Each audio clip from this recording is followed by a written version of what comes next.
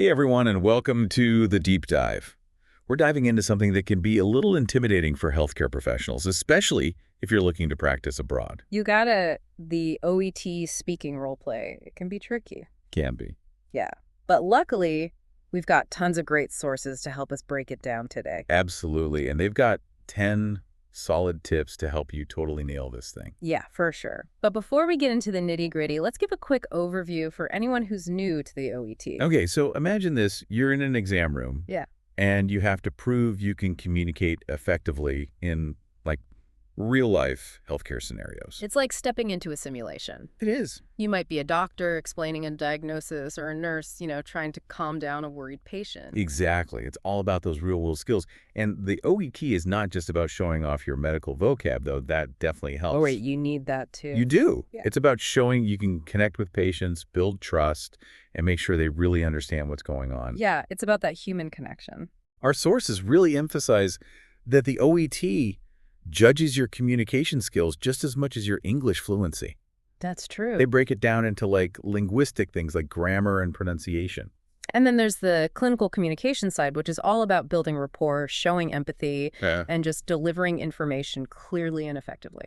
So it's like you could be a grammar superstar, but if you sound like a robot, reciting from a textbook, you're not going to score very well. No, you're not. No. Think about it from the patient's perspective. Here, imagine you've just gotten a tough diagnosis. You're scared, you're confused, you're looking to your doctor for guidance and support. You really need someone to help you understand what's going on. Exactly. And in that moment, a doctor who speaks clearly, who listens attentively, and acknowledges your feelings is going to make all the difference in the world. You're so right. Yeah. It really highlights how crucial those soft skills are, in healthcare. Absolutely. So we've got the big picture now. Let's break down those 10 tips. The first one, all our sources agree on, is practicing with role-play cards. Role-play cards are like your secret weapon. They give you a sneak peek into the types of situations you might face in the exam, like explaining post-surgery care or addressing a patient's concerns about their medication. I used to use flashcards when I was in school to study for tests. Oh, yeah. And it really helped me feel more prepared. Yeah. But I can see how with the OET, it's not just about memorizing facts. It's about actually practicing those real-time interactions. That's exactly it. And that's where tip number 2 comes in. Having a few prepared phrases in your back pocket. I like that. Having them ready to go. Yeah, this doesn't mean you should sound like a robot. But having a smooth intro or a compassionate way to acknowledge concerns can really help the conversation flow more naturally. That makes sense. So it's kind of like having a mental script for those common interactions, which then allows you to be more present and focused on the specific needs of the patient in that role play. Exactly. It frees up your mental energy so you can really focus on the important stuff, like listening to the patient, understanding their needs, and responding in a way that's both informative and empathetic. Okay, so we're already seeing how these tips connect back to those clinical communication skills that the OET examiners are really looking for. They're all connected. Yeah. And that brings us to the heart of it all, which so many of our sources emphasize: empathy, active listening, and structured communication. These are like the pillars of effective patient interaction. They're the foundation. Yeah. These sound super important, but I have to admit, sometimes these terms can feel a bit vague. Can you break them down for us with some concrete examples? Absolutely. Let's start with empathy. One of our sources describes it beautifully. It's about meeting the patient where they are. It's not just about understanding their medical condition. It's about recognizing their emotional state, their fears, their hopes, and responding in a way that acknowledges and validates those feelings. So it's not just rattling off the facts and figures. Nope. It's about connecting on a human level. For instance, I once had a patient who was absolutely terrified of needles. Instead of just going ahead with the procedure, I took a moment to acknowledge her fear, explained everything carefully, and even offered her a stress ball. Made a huge difference in her experience. That's a powerful example. I can see how even small gestures can go a long way They can. in building trust and making the patient feel heard. Exactly. And that's what empathy is all about. Now, active listening goes hand in hand with empathy. It's not just about hearing the words the patient is saying. It's about truly absorbing their message, paying attention to their body language, and asking clarifying questions to make sure you understand their concerns fully. So it's about being fully present in that moment, not just waiting for your turn to speak. Precisely. And that's where structured communication comes in. It's about organizing your thoughts and delivering information in a clear and logical way.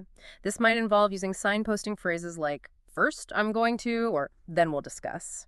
It helps the patient follow your train of thought and ensures they don't feel overwhelmed with information. It's like providing a roadmap Yes, for the conversation, exactly. so they know where they are and where they're going.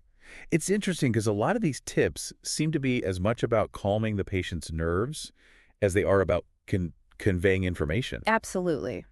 When a patient feels heard, understood, and respected, they're much more likely to be receptive to information and to actively participate in their own care. These first few tips are already so insightful, but we've got more ground to cover. We do. We'll be back in just a moment to dive into more of those game-changing tips for acing the OET speaking role play. We're back and ready for more OET speaking tips. I'm already feeling more confident just hearing these strategies. That's great to hear. And remember, confidence is key in the role play. Speaking of which, one of our sources had a tip that seems simple but can make a big difference. Record yourself speaking. Oh, that's a great tip about recording yourself. But what are some specific things you should listen for when you play back the recording? Are there common pitfalls people tend to miss? It's like holding a mirror up to your communication style. Listen for things like pacing. Are you rushing your words? Are you speaking too slowly?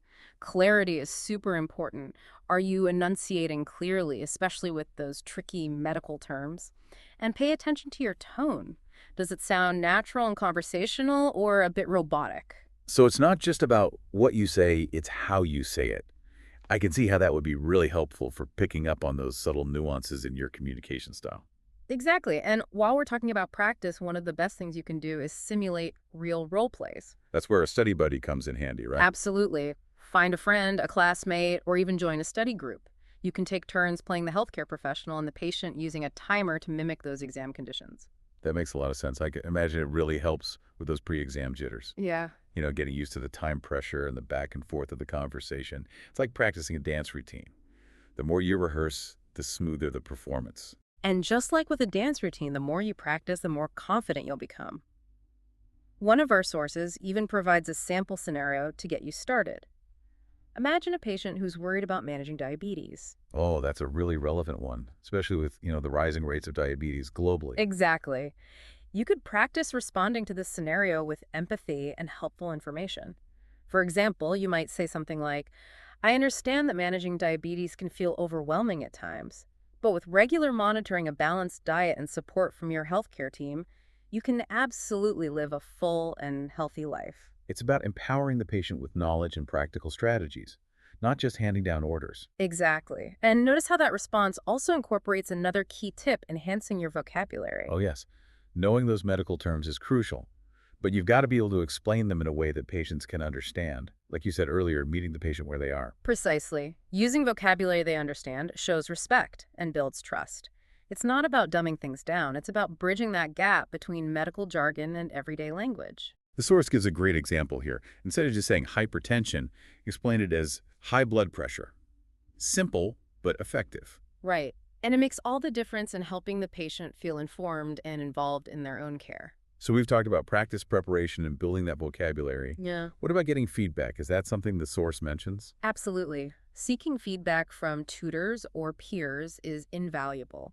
They can provide insights on both your language skills and your clinical communication style. It's like having a fresh set of eyes and ears to help you identify those areas for improvement. Exactly. And the source even suggests some specific questions to ask for feedback, like, did I explain the steps clearly? Or was my tone empathetic and reassuring? Those are great questions. It really encourages targeted feedback that can lead to real improvement. And speaking of improvement, let's not forget about mindset. Oh, mindset is huge. I imagine it can make or break your performance in a high-pressure situation like an exam. Absolutely.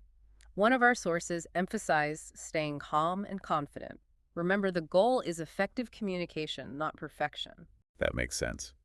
But while having those phrases handy can be helpful, do you think there's a risk of sounding too rehearsed or robotic? How do you strike that balance between being prepared and sounding authentic? That's a great question.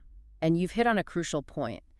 It's not about memorizing a script and reciting it word for word. It's about using those prepared phrases as a starting point for a genuine and empathetic conversation. So it's like having a toolbox of phrases you can draw from, but you still need to adapt them to the specific situation and the individual patient. Exactly. It's about finding that sweet spot between preparedness and authenticity. And remember, even if you forget a word or stumble a bit, don't panic. Rephrasing is your friend. I love the example they give. If you forget the word medication, you could say the tablets prescribed by the doctor, problem solved. Exactly. It shows adaptability and resourcefulness, which are valuable qualities in any healthcare professional. This has been so helpful. We've covered so much from practicing role plays to enhancing our vocabulary and even tackling those pesky nerves.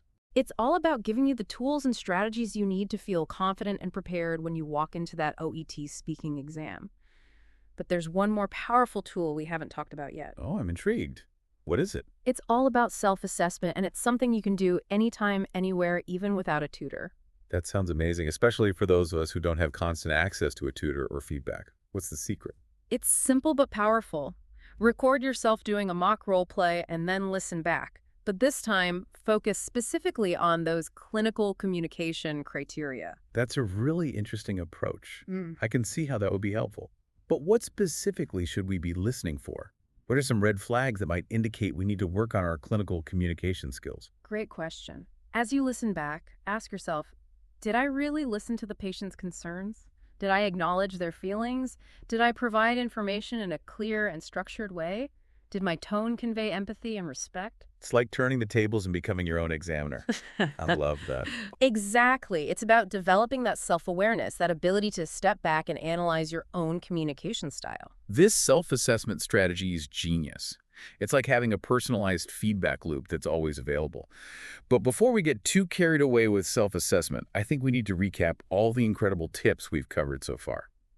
Ready for a quick rundown? All right, let's recap those 10 tips for acing the OET speaking roleplay. Starting with number 1, understanding the exam structure itself. 2 5-minute role plays where you're the healthcare pro and the interlocutor is the patient or their curer. Exactly.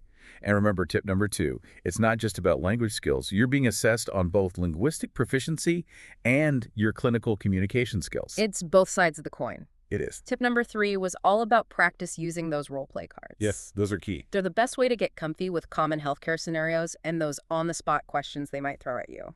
And to help make those conversations smoother, tip number 4 was having some prepared phrases. Oh yeah, have those ready to go. Introductions, acknowledgments, ways to wrap up the conversation. Those little touches can really make a big difference. And then we dug into the core of it, all those clinical communication skills, empathy, active listening, structured communication.